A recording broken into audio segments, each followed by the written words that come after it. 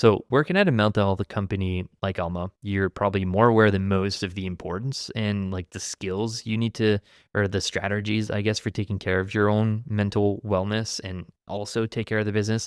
Do you think the marketing ops community talks enough about stress and burnout? And how do you personally manage your mental health without burning out yourself and your team members?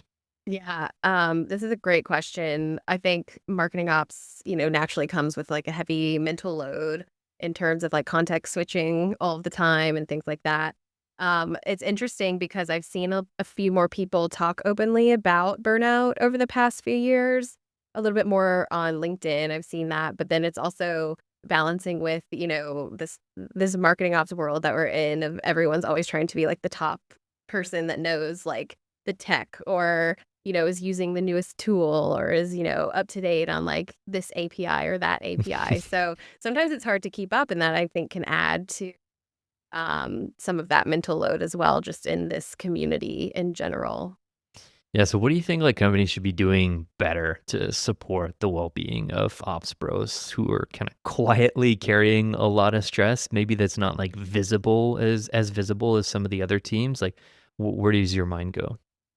Yeah, I feel like a good start would be following the processes and procedures that ops professionals have implemented at their companies. SLAs are a really good start to that.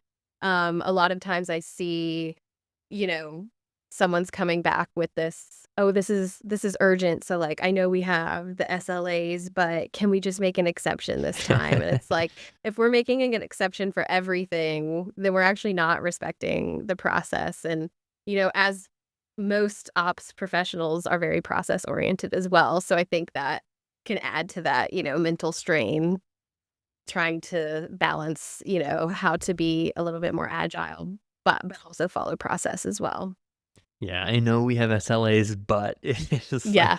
I'd have a lot of cash if I had $5 for every time someone started a Slack message with Oh, that. yeah, and even lately, I've heard the term scrappy. "We need to be scrappy with this." And I'm like, that makes me cringe. So, like, why are we doing all this planning and, like, Yeah. all the work, like, thinking about, 'cause I don't know about you, but, like, in some companies, we went through this whole route of, like, "All right, let's try to be agile, the whole marketing team, let's run this through ops," and we get into a whole, like, sprint planning mode, and we Mhm. do all this work up front about prioritizing, deciding what we're gonna do, and but there's always that comes up, like, randomly and Right. displaces what you and so, like, I've always struggled with this balance of, like, how much time and energy do we spend on planning, knowing that, like, good chunks of that are just gonna go out the window, and we're gonna do something else because there's gonna be a fire here and a fire there, and someone's gonna say, "Well, I know there's SLAs, but, like, why are we spending all this time on planning?" Like,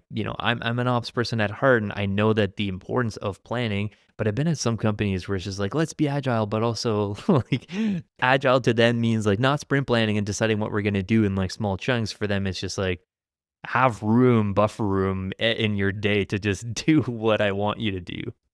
Yeah, it's hard to manage that balance of boxing yourself into these requests for a quarter, for example.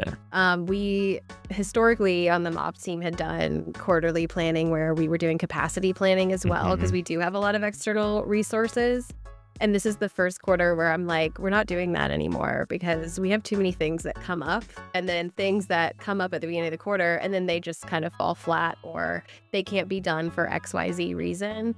So let's just try to be a bit more agile in that, which is hard for me because I'm very like type A, but it's also like giving up some of that is actually good in the end because it's less stressful.